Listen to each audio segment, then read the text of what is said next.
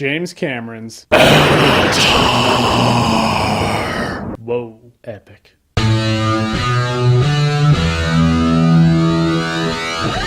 Alright, so this movie, as we all know, has been beyond hype for months. Maybe even years.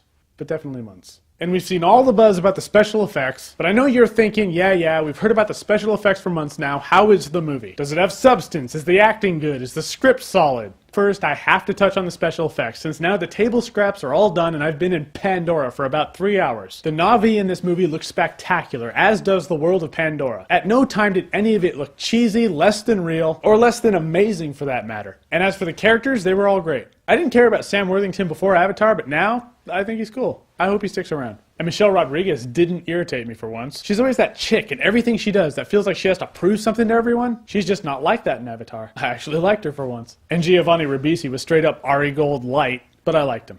Well, I thought his character was a prick, but I liked him in the role. He did a good job. Stephen Lang played the biggest douche since Biff from Back to the Future, and Neytiri was probably the coolest chick ever put on film. By the end of this movie, you damn near fall in love with her too. Whatever, dude. Just watch the movie, you'll see what I mean. But now, how was the movie as a whole? The emotion, the thick of what we paid to see. Does it live up to the Avatar hype? Lightly put, Avatar is an absolute masterpiece. Very seldomly does a movie ever surpass ridiculously high expectations. And even more rare is it to have a great movie that you really have no complaints about. My only complaint is that this movie is kind of an investment. You have to be emotionally prepared to watch this movie. I heard someone say that by the time the end conflict in Avatar happens, you are so emotionally invested in the Na'vi, it's like not even funny. I would have to disagree. Your emotional attachment to them runs deep far before the end of the movie happens. I mean, you spend all this time learning the culture of one of the greatest civilizations ever put on film. You live with them, you journey with them. You are absolutely with Jake Sully. You feel happy when he succeeds. You actually want him and Neytiri to grow close and develop a romance. You like them, and the Na'vi as a whole. And I don't want to ruin anything for you guys, but things happen in this movie that I was just not prepared to deal with going in. People, there are moments in this movie where if you don't at least almost cry, like if you don't knot up in the throat, you are the most jaded prick on the face of the planet. You might as well go throw a box of kittens off a cliff or something, because apparently that's what you're going to be good at. I mean, I expected a good movie, or at the very least, a really pretty looking movie, but damn it! Safe to say I did not expect this level of emotional gravity. There are scenes that just break your heart in this movie. What I love is that it's ultimately a love story between Jake Sully and Neytiri, but it's also this deeper movie about conflict and sacrifice and what's worth fighting for, what's worth dying for. I mean, when's the last time you actually saw that in a movie and can say you were absolutely floored by the gravity of it?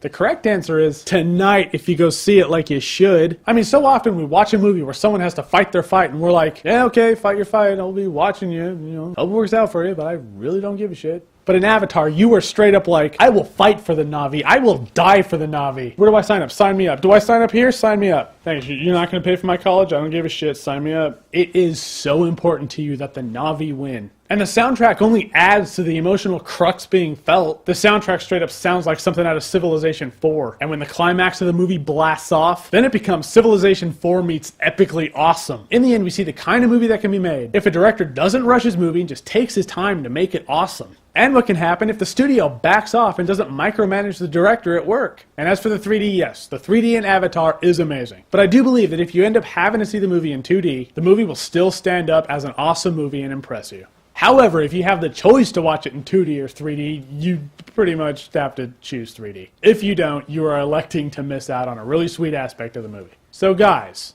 gals, people, go see Avatar. Technologically and emotionally, it absolutely surpasses your expectations. And be prepared to go back to Pandora a few times over. This is James Cameron's masterpiece by far. So go see it, like right now.